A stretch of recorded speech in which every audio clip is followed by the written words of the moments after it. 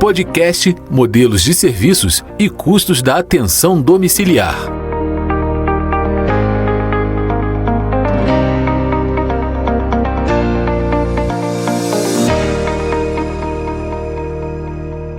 Olá, seja bem-vindo ao podcast Modelos de Serviços e Custos da Atenção Domiciliar. E nesse primeiro episódio, você vai conhecer todas as instituições participantes do estudo, os colaboradores e parceiros, entre outros assuntos, onde eu, Edivaldo Costa, vou conversar com a professora doutora Kênia Lara da Silva, que coordena um projeto sobre os custos da atenção domiciliar nas diferentes modalidades.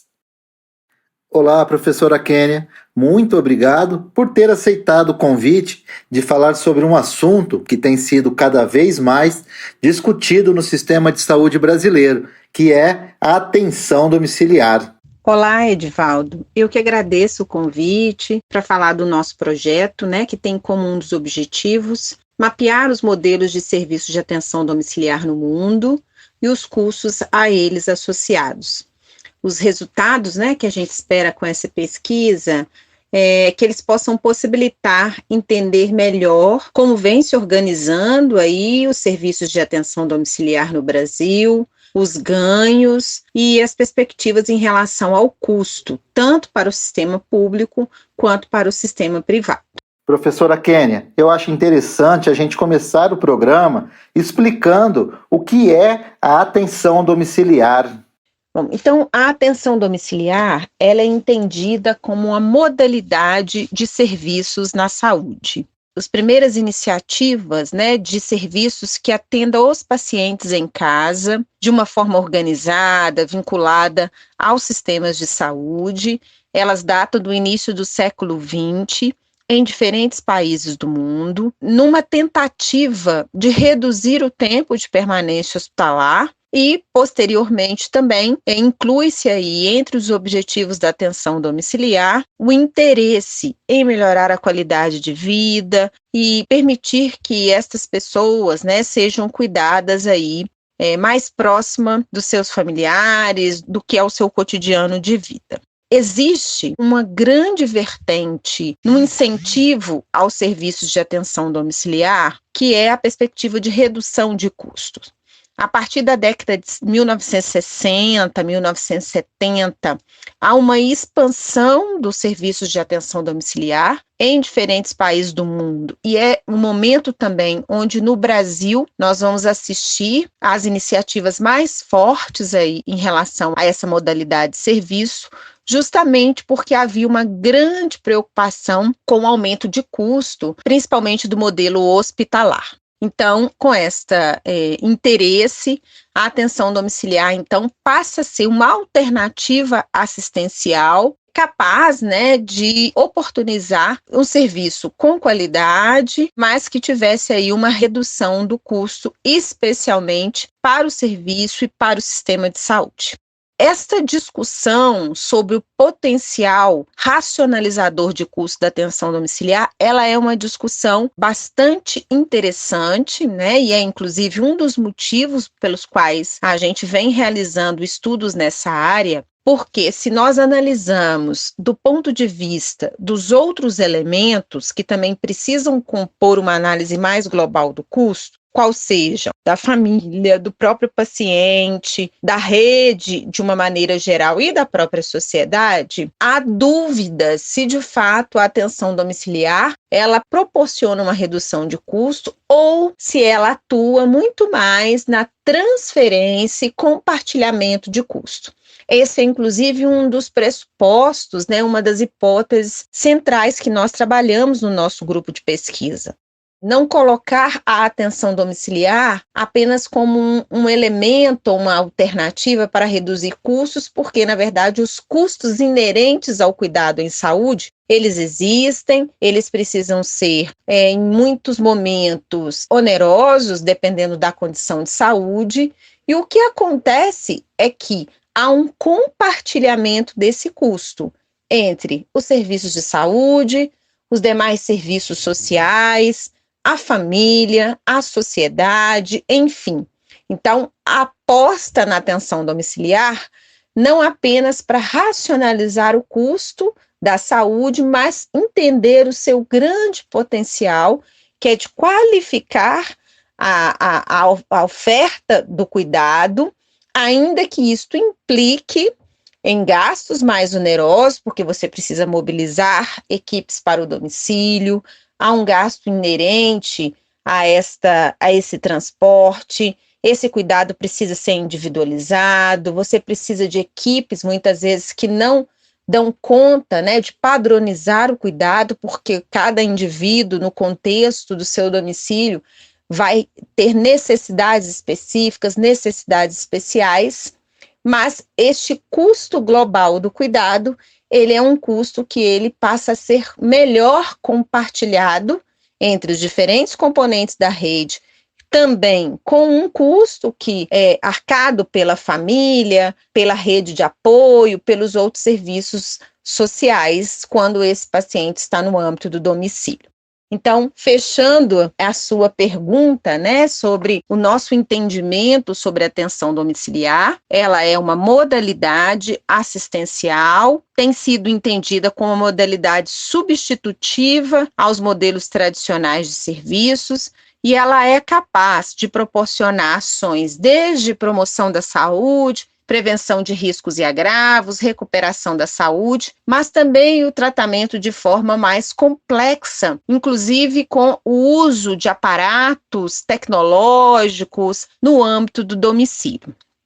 Nós temos hoje no Brasil uma orientação política para os serviços de atenção domiciliar no sistema público de saúde, por meio do programa Melhor em Casa. Este programa prevê 3 modalidades, né, de serviços de atenção domiciliar, denominados AD1, AD2 e AD3, de acordo com a complexidade, o escopo de ação de cada um desses serviços.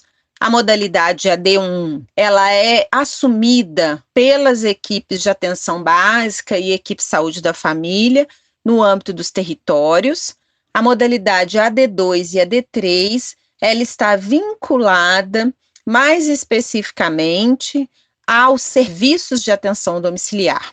Estes serviços, eles operam com equipes multidisciplinares de atenção domiciliar e equipes multiprofissionais de atenção domiciliar. As equipes contêm profissionais, né, como médicos, enfermeiros, técnicos de enfermagem, assistente social. As equipes de apoio contam com fisioterapeuta, terapeuta ocupacional, fonoaudiólogos, nutricionistas, odontólogos, dependendo da configuração do perfil de pacientes que cada município adere, né, ao programa.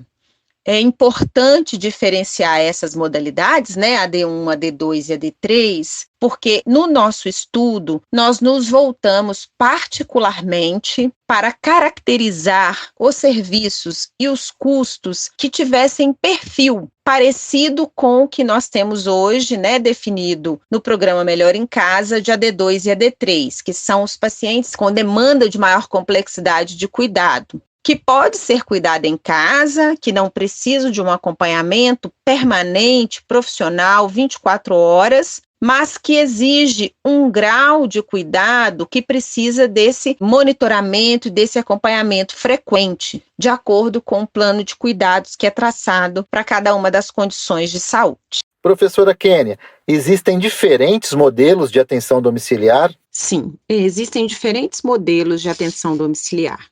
No nosso estudo, nós identificamos fundamentalmente 2 modelos.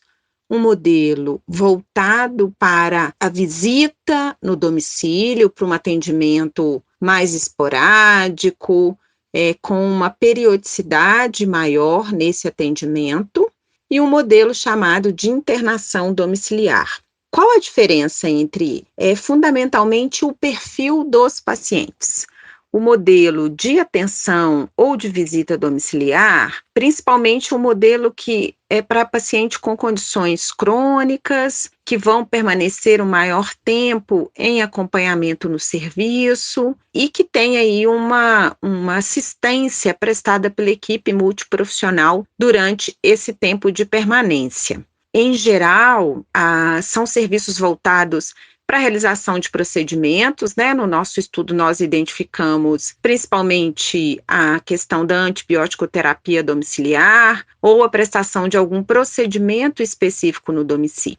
Já o modelo de internação domiciliar, em geral, são para os quadros mais agudos, que podem ser também das condições crônicas, né, que se agudizaram, ou realmente para uma condição aguda momentânea. Nesse tipo de modelo, né, o cuidado também é prestado por uma equipe, mas ela tem uma periodicidade maior de visitas ou de atenção, porque ela é voltada para uma delimitação mais curta da permanência desse paciente.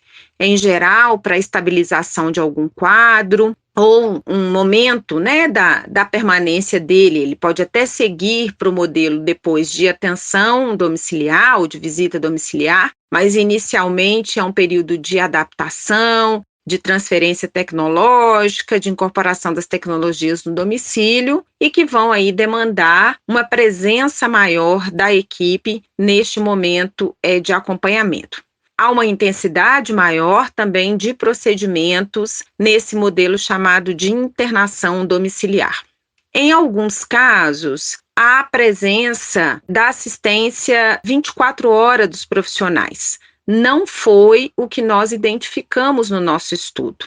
Há alguns serviços que, para a internação domiciliar, a equipe é mobilizada, né, para essa prestação durante as 24 horas do dia, mas em nenhum dos estudos que nós identificamos, nós temos a presença da equipe no domicílio nas 24 horas do dia. Então, é um modelo muito parecido com o modelo que nós temos no Brasil, em que a equipe ela presta assistência, né, no sistema público de saúde, ela presta assistência de acordo com a necessidade dos pacientes, das famílias, mas o período noturno, as 24 horas do dia, não conta aí com a presença da equipe no domicílio. Professora, e foi preocupada com essa realidade crescente da atenção domiciliar que a senhora resolveu pesquisar sobre atenção domiciliar? Quais as instituições estão participando? Existe também colaboradores e parceiros na execução do projeto?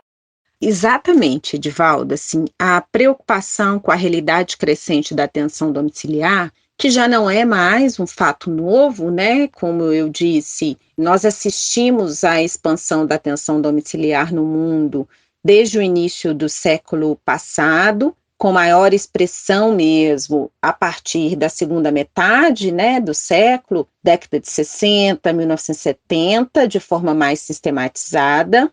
Mas há agora, mais na atualidade, uma preocupação com as formas de organização da atenção domiciliar e outros aspectos que até então não vinham sendo discutidos ou aprofundados sobre essa modalidade assistencial. Entre esses aspectos, a questão do custo, do financiamento, a dimensão financeira relacionada à atenção domiciliar. Então, nós já vínhamos, né, com uma preocupação aí em relação a esse objeto, desde a criação do nosso grupo de pesquisa, em 1997, nós já tínhamos estudos do eixo, né, do cuidado domiciliar, e depois acompanhamos toda a trajetória de expansão da atenção domiciliar no Brasil, inclusive a formulação da política, né, do programa Melhor em Casa, e agora, mais recentemente, neste movimento aí de qualificar a assistência, nós temos nos debruçados aí em estudos organizacionais sobre a atenção domiciliar. Essa pesquisa, especificamente, ela é uma pesquisa desenvolvida de forma colaborativa entre a Universidade Federal de Minas Gerais, a Universidade Federal de Juiz de Fora, a Universidade Federal de São João del Rei, campus Divinópolis, a Universidade Federal do Rio de Janeiro, campus Macaé, a USP de São Paulo, com a Faculdade de Saúde Pública, e a Universidade Federal de Mato Grosso do Sul. Então, nós temos pesquisadores de todas essas instituições, além de outros pesquisadores vinculados aos serviços de atenção domiciliar e outros serviços de saúde, que integram a equipe também como mestrandos ou doutorandos na equipe. Professora Kênia, o que justifica produzir novos estudos sobre os modelos de serviços existentes e os custos a eles associados? Traz algum benefício para a sociedade? Novos estudos sempre serão necessários em qualquer área do conhecimento. Particularmente sobre atenção domiciliar, nós temos poucos estudos, poucas evidências e principalmente poucas evidências robustas sobre os custos associados à atenção domiciliar. Então, há uma dificuldade de produção de conhecimento sobre estes custos, dada a natureza do serviço, as especificidades deste modelo e até as variações que nós encontramos mesmo nas formas de organização dos serviços de atenção domiciliar no mundo. Então, isso produz uma certa dificuldade para a gente ter evidências comparáveis, modelos mais robustos de conhecimento sobre este objeto. Quando nós nos propusemos, então, a entender, ou analisar os modelos de serviços e os custos, a grande justificativa que nós incluímos para a realização desse estudo é que, embora a gente tenha produções sobre modelos de serviço um pouco mais avançadas, em maior número, já em diferentes partes do mundo, quando nós olhamos para a temática de custos, eles ainda são estudos mais limitados. Limitados no sentido de que, em geral, eles apresentam valores de custo, mas não explicitam, em muitos deles, os métodos, os modos como estes custos foram apurados e, principalmente, quais as formas e os componentes de custos que foram considerados para a análise destes serviços. Então, nós entendemos que era fundamental produzir aí um conhecimento novo a respeito desta inter-relação entre os tipos de modelo e os custos, considerando nos custos os componentes, os métodos, as fontes de apuração de custos, entendendo que este conhecimento gerado, ele será muito importante do ponto de vista, do avanço da ciência no campo,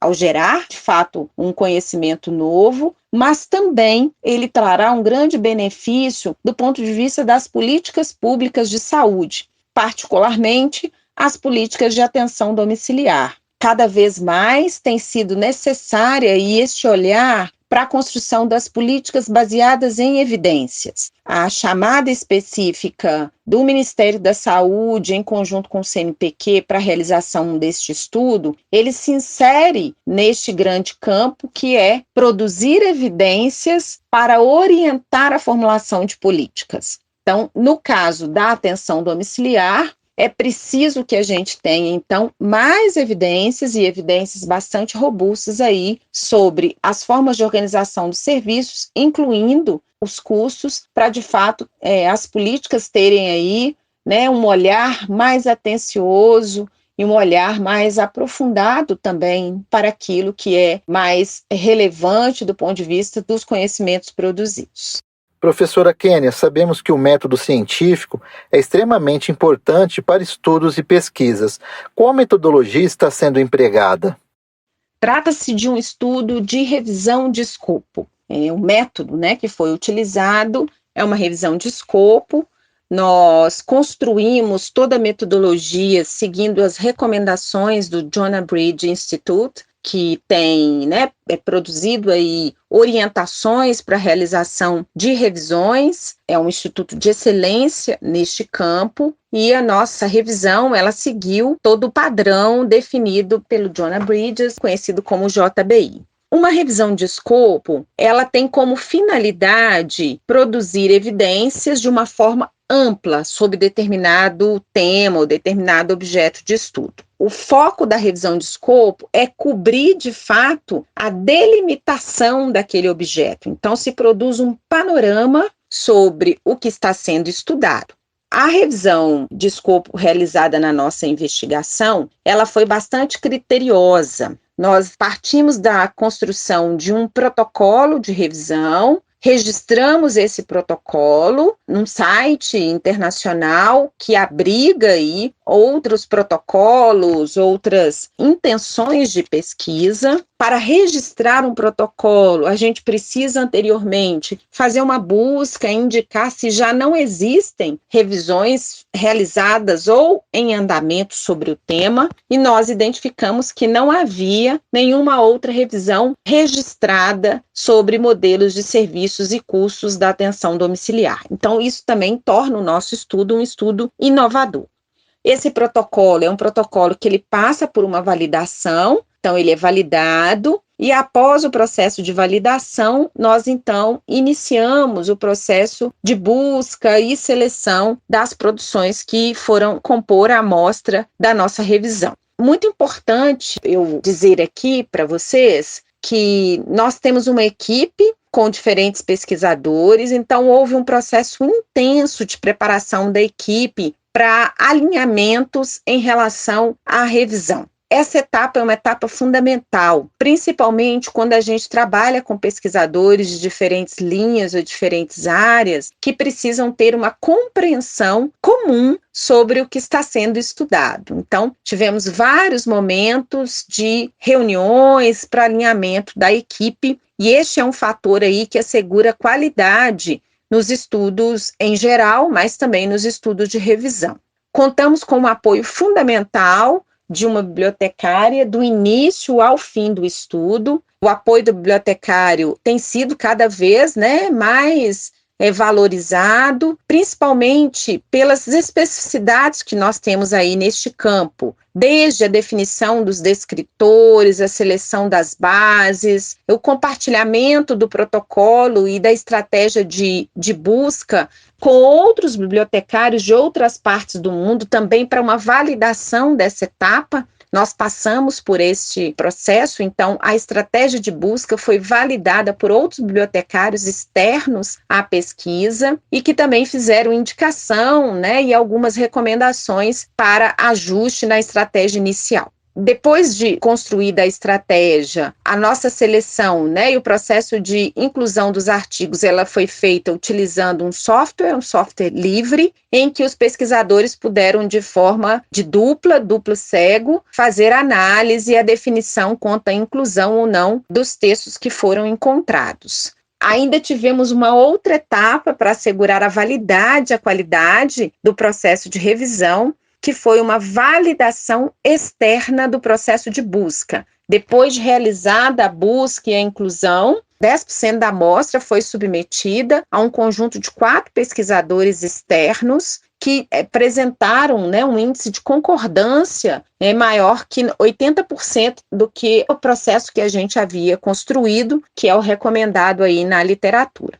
Então, a partir daí, nós chegamos à amostra final do estudo, que foram de 40 publicações oriundas das bases de dados científicas. O mesmo processo foi feito com a literatura cinzenta. Uma revisão de escopo, ela precisa incluir entre os seus materiais, possíveis materiais de literatura cinzenta. O que são esses materiais? São materiais provenientes de teses, dissertações, políticas, documentos públicos que podem tratar do assunto, mas que não estão indexadas nas bases de dados científicas. Então, nós também fizemos a busca em bases de tese e dissertações nacionais e internacionais, buscas em ministérios da saúde, buscas em outros sites de interesse da área da saúde, e fizemos também o processo de seleção, mas da literatura cinzenta, nenhuma das produções atendeu aos critérios de inclusão e, portanto, a nossa amostra final ela é composta por 40 publicações, todas oriundas das bases de dados científicas. A maior parte dos estudos é proveniente de onde? Bom, como eu disse, então, a nossa amostra está constituída por 40 estudos, todos provenientes de publicações científicas, recuperados em bases científicas. Os estudos são, na sua maioria, de países da Europa, mas também temos alguns estudos dos Estados Unidos e da Nova Zelândia. O Reino Unido é o país com maior número de estudos, seguido da Espanha e dos Estados Unidos. Essa característica, né, em relação aos países de origens das publicações, elas trazem para a gente aí uma implicação em relação ao resultado da investigação e as comparações que nós temos que fazer a partir dos modelos de serviços que estão sendo identificados. Alguns desses países têm sistemas universais de saúde, sistemas públicos de saúde, outros não, como é o caso dos Estados Unidos. Predominantemente, assistência à saúde é uma assistência privada. Outros, nós temos sistemas com características que também nós encontramos no sistema brasileiro, embora a gente tenha que tratar cada país com a especificidade que ele tem em relação à sua formação sócio-histórica e organização dos seus serviços. Mesmo reconhecendo essas características que são singulares, alguns elementos são elementos que a gente pode tomar como elementos de aproximação em relação à realidade brasileira, e este é um dos objetivos, né, da nossa proposta. Ao final da investigação, a gente apresenta implicações e proposições para a política pública, né, fundamentalmente para se pensar o financiamento e o modelo de custo da atenção domiciliar no Brasil, no sistema público de saúde, com as devidas ponderações, como eu disse, considerando as realidades dos distintos países. Os estudos, eles também trazem aí algumas características importantes em relação aos serviços, além dos dois grandes modelos, que é o modelo de visita e o modelo de internação domiciliar, que é um pouco do perfil dos pacientes que são atendidos. Alguns serviços estão voltados para pacientes com condições crônicas, a maioria deles, na verdade, para pacientes com condições crônicas e condições crônicas complexas. Eu vou citar aqui, por exemplo, os pacientes com doença pulmonar obstrutiva crônica, paciente com insuficiência cardíaca congestiva, pacientes com acidente vascular encefálico, enfim, um conjunto de condições aí que são crônicas e que vão levando aí a um certo grau de dependência não só do ponto de vista tecnológico, mas também de dependência em relação à atenção profissional, uma queda em relação à possibilidade de autocuidado, de uma progressividade aí do adoecimento. E alguns estudos voltados, né, alguns serviços voltados para condições mais agudas, né, quadros mais temporários, como, por exemplo, os estudos voltados para a administração de antimicrobianos, né, e de antibióticos no domicílio. Mas o principal tipo de perfil de paciente identificado são os pacientes com condições crônicas complexas e principalmente aqueles que são muito utilizadores do serviço. E este perfil, ele tem também uma implicação importante no que nós estamos identificando enquanto uma característica sobre o modelo de custo adotado para pensar aí os serviços de atenção domiciliar. Gostaria de saber quais os resultados encontrados até o momento. Então, em relação aos resultados, a primeira parte dos resultados, ele se volta aí para apresentar os modelos de serviços, essas características que eu apontei, origem dos estudos, tipo de país, organização do sistema e tipo de serviço, pensando no modelo de serviço e no perfil de paciente atendidos, e a parte que é, de fato, o ponto central da pesquisa, é o custo da atenção domiciliar. Essa parte dos resultados, ela está estruturada em 3 eixos. Ao verificar, né, as informações, os dados apresentados nas publicações, nós identificamos 3 grandes eixos que indicam aí 3 categorias de análise a respeito dos modelos de custo da atenção domiciliar. O primeiro deles, que é sobre o método de apuração de custos. O segundo deles, que é sobre os componentes de custo e as fontes para apuração dos custos dos serviços de atenção domiciliar. E o terceiro eixo, que é o custo do serviço versus o custo do cuidado. que é uma análise que a gente produziu sobre como o cuidado em saúde, ela transcende o custo de um serviço especificamente. Portanto, quando a gente vai fazer a análise do custo de um serviço, a gente tem que considerar outros elementos quando a gente pensa na perspectiva do cuidado mais ampliado. Bom, então, vou falar um pouquinho de cada um dos 3 eixos, né, ou das 3 categorias e seus principais resultados. Bom, a primeira categoria, né, nós denominamos de métodos de apuração de custo, e nós identificamos que, fundamentalmente, os estudos, eles utilizam uma metodologia ou abordagem chamada de macrocusteio, em detrimento de uma outra metodologia ou abordagem chamada de microcusteio, né? No campo da análise ou avaliação de custos, nós temos essas 2 maneiras, né, de apurar os custos.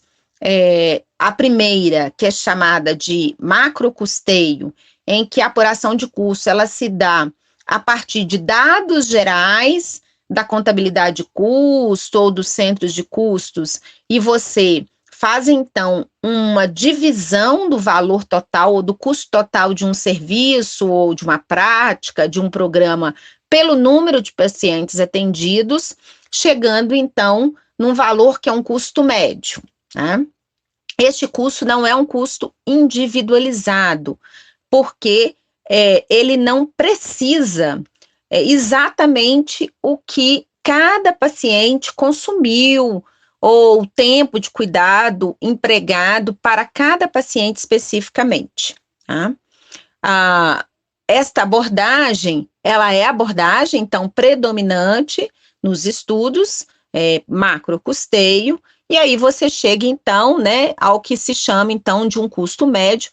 O custo, na verdade, né, o custo que ele é apurado para aquele serviço ou para aquela prática. Diferente disso, nós temos a abordagem chamada de microcusteio, né? A abordagem de microcusteio, ela trabalha com custos individualizados. Para cada paciente, é levantado o quanto ele consumiu individualmente, ou quantas horas, ou quantos equipamentos foram adquiridos especificamente para aquele paciente, né? Esta abordagem de microcusteio, ela está presente em menor quantidade nas publicações, mas ela é a abordagem considerada a abordagem padrão ouro nos estudos de custo, porque ela, de fato, nos permite identificar custos diferenciados por pacientes, mesmo que eles tenham o mesmo perfil, tá? Vou dar um exemplo. Nós podemos ter, né, um custo de um paciente com DPOC na atenção domiciliar, calculada por macrocusteio. Por essa abordagem, nós poderíamos identificar, né, num serviço, quanto custou para o serviço, né, o pagamento de salário dos profissionais, a compra de materiais, a aquisição de equipamentos, e somar todo este valor e dividir pelo número de pacientes que foram atendidos com aquele perfil, e nós chegamos, então, num custo médio de atenção àquele paciente, àquele perfil. Tá? Este valor é médio, né? Como se diz, as médias, né? Na verdade, elas encontram um ponto em comum entre todos os valores que estão ali presentes naquela conta.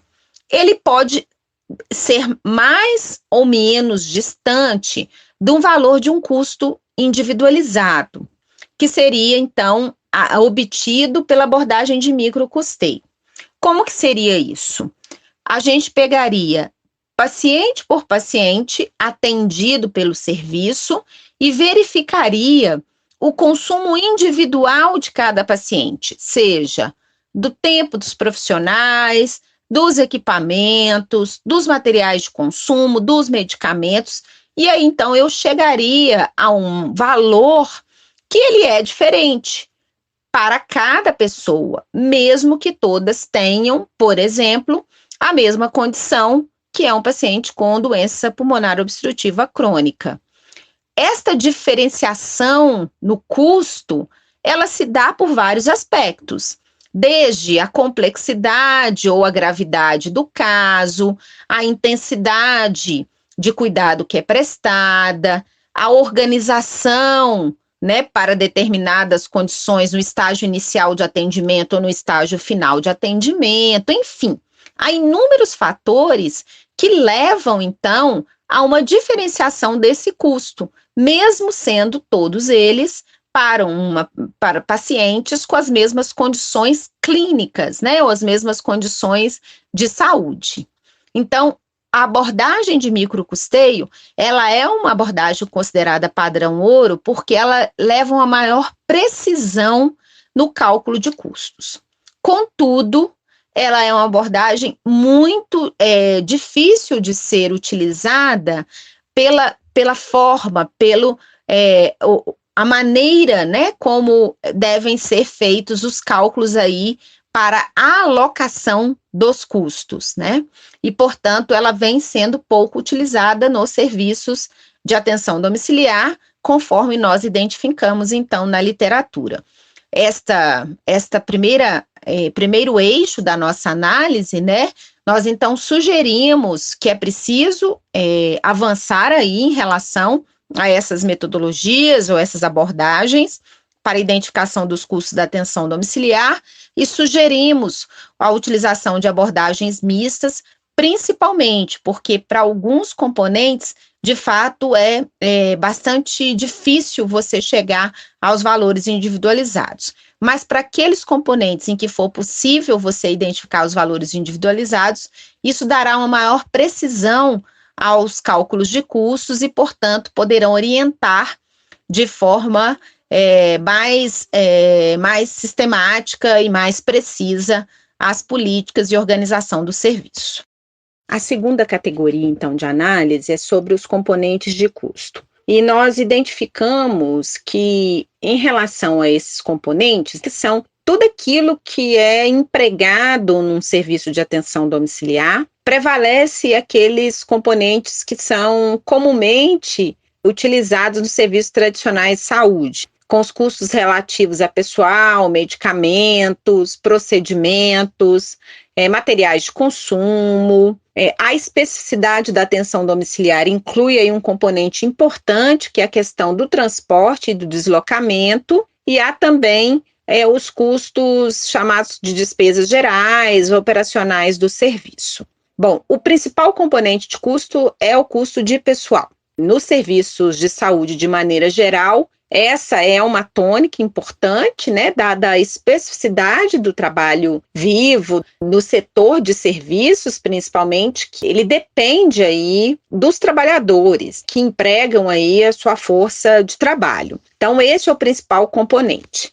Na atenção domiciliar, né, conforme nós identificamos, outros componentes importantes é o de material médico e de medicamentos, que são dispensados para os pacientes em atenção domiciliar, bem como certos equipamentos, e tem também aí, né, uma característica que é o custo de procedimentos, não só aquilo que é entregue, né, do ponto de vista de materiais, insumos, mas também o custo de certos procedimentos que são pagos para os pacientes que estão em atenção domiciliar. Ainda dentro dessa categoria, né, de componentes de custo, chama atenção um componente de transporte, pela especificidade da atenção domiciliar. Então, alguns serviços, eles pagam desde os transportes dos pacientes, para deslocamento dos pacientes, mas é principalmente o custo do transporte relacionado ao deslocamento da equipe para a realização dos atendimentos.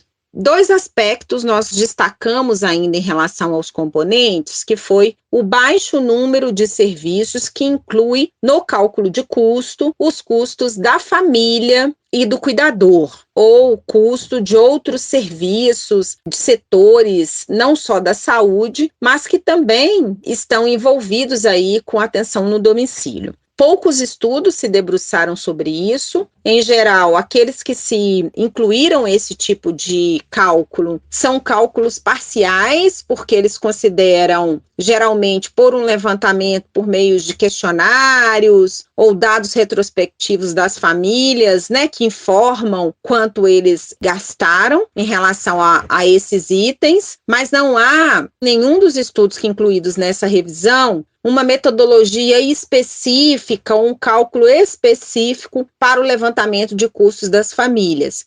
Embora alguns estudos, principalmente os de microcusteio, apontem aí percentuais muito elevados dos custos das famílias em relação ao custo total da atenção no domicílio. Alguns estudos falam em torno de 50% a 70% do custo, são custos que ficam por conta das famílias. Então, é um ponto bastante importante que nós devemos aí nos ater em relação a este componente. Por fim, eu gostaria de chamar a atenção em relação a essa segunda categoria para o custo da utilização de serviços, que também, dada ao tipo de sistema e serviços que nós incluímos na revisão, eles adotam esse tipo de custo, seja o custo de utilização de serviços que antecedem a atenção domiciliar, como, por exemplo, o custo da internação, o custo da realização de procedimentos durante o período que antecedeu a inclusão na atenção domiciliar, ou o custo que é destinado, né, a este paciente e que não se trata especificamente do custo do serviço de atenção domiciliar. São custos, por exemplo, com a utilização de serviços de urgência e emergência, serviços laboratoriais, serviços com clínicas ou ambulatórios especializados e até mesmo o custo com serviços comunitários e serviços de atenção primária à saúde. Este componente, ele nos chama bastante atenção, a forma como ele é incluído aí para se pensar o custo global do cuidado. E foi um pouco atento a esse elemento que nós, então, construímos a análise da terceira categoria. Nessa terceira categoria, nós discutimos o custo do cuidado do paciente em atenção domiciliar, diferenciando o que seja o custo em si do serviço de todos os outros custos que também compõem o cuidado. O nosso foco inicial da pesquisa é pensar o modelo de custo para o serviço, ou seja, aquilo que o serviço despende quando se implanta uma equipe ou quando se admite e pensa aí no modelo, né, de fato, para prestar a assistência no domicílio. Mas os resultados da investigação nos mostram que identificar o custo do serviço não é suficiente para a gente entender o custo global do cuidado, porque, para além daquilo que o serviço despende, existem outros elementos que precisam contar no custo do cuidado e que muitas vezes eles não entram nesta conta. Alguém paga por eles, mas muitas vezes eles não são identificados ou eles não são monetarizados aí quando se pensa nas avaliações de custo ou dos métodos de apuração de custo. Bom, o que é importante então da gente considerar em relação a esta análise? É que o custo global do cuidado, como parte de sistemas universais, de sistemas públicos, eles também fazem parte da conta do sistema, seja do setor saúde propriamente dito, ou de uma forma compartilhada com outros setores, como setores sociais, setores de previdência, enfim. Esse levantamento destes outros elementos de custo, eles também devem fazer parte, né, de uma análise para se entender de fato quanto tem sido cuidado no domicílio, na perspectiva de uma visão mais global e mais ampliada do que seja esse cuidado. Em geral, as análises elas estão limitadas a entender o custo do serviço em si e desconsideram uma série de outros elementos que também são necessários porque eles compõem o custo global. A análise do custo global implica que a gente tenha uma perspectiva não só do serviço, quando a gente vai avaliar o custo, mas uma perspectiva da família e principalmente uma perspectiva societária, porque ao assumir que este cuidado vai ser realizado em casa ou passe a ser realizado em casa, ele tem uma implicação do ponto de vista de quem é que vai cuidar. Como que isso vai alterar a dinâmica ou vai produzir arranjos na dinâmica daquela casa, daquela família? Existe um cuidador para essa pessoa? Ou mesmo que seja uma pessoa independente, né, capaz de realização do seu autocuidado, dada o perfil que nós encontramos no estudo, que são de condições crônicas, complexas, que vão, à medida do tempo também, né, gerando uma maior dependência, num certo momento isso vai demandar um certo arranjo para apoios, não necessariamente precisa ser um cuidado 24 horas, mas às vezes um apoio, uma ajuda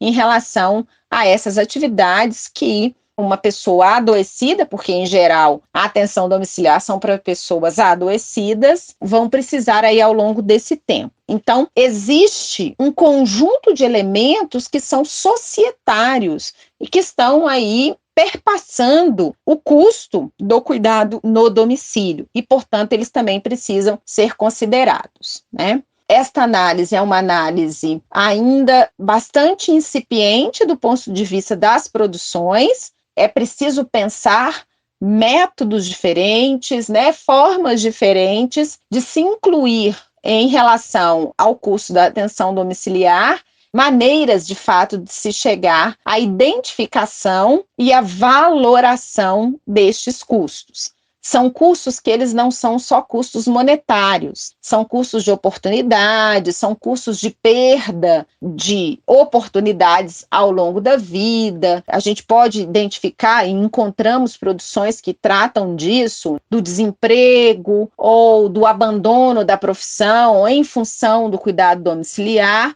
e que, portanto, transcende o momento específico em que a atenção é prestada. Né, e isso perpetua aí, os efeitos destes custos, eles perpetuam aí por um longo tempo para essas famílias e para a sociedade de uma maneira geral. Então, é uma responsabilidade societária a atenção no domicílio, o cuidado no domicílio. E, portanto, a análise do custo, ela não pode ser realizada apenas do ponto de vista da oferta de serviços. Também deve-se ter um olhar societário sobre estes custos. Esta é, assim, uma análise que nós consideramos muito importante que seja incluída aí nas recomendações para as políticas públicas.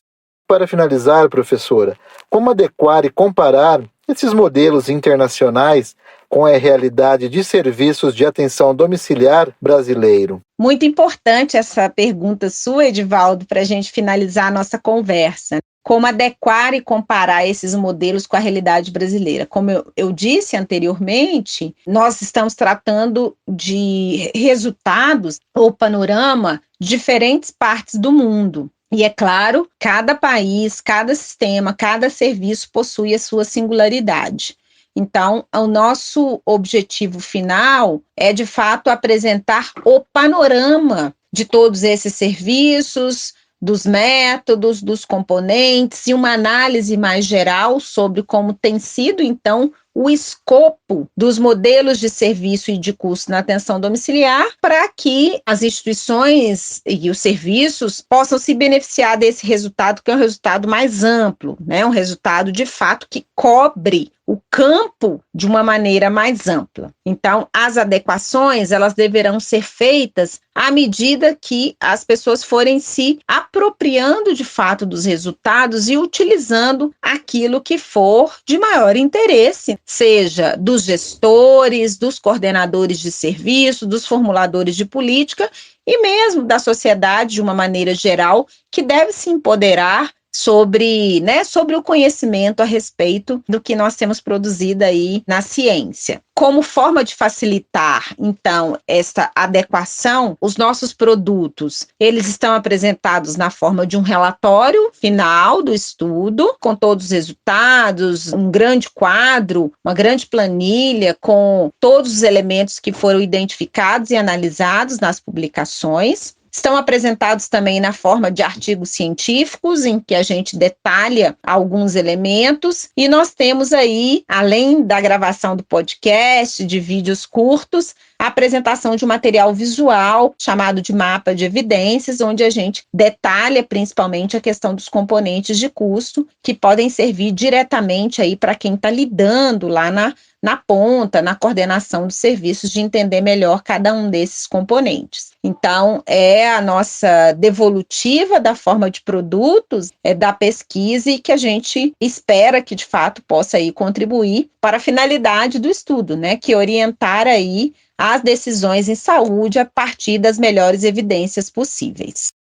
Eu agradeço muito, professora Kênia, a participação da senhora no programa e parabenizo toda a equipe envolvida nesse importante projeto. Sabemos que a contribuição da ciência para a sociedade é inquestionável.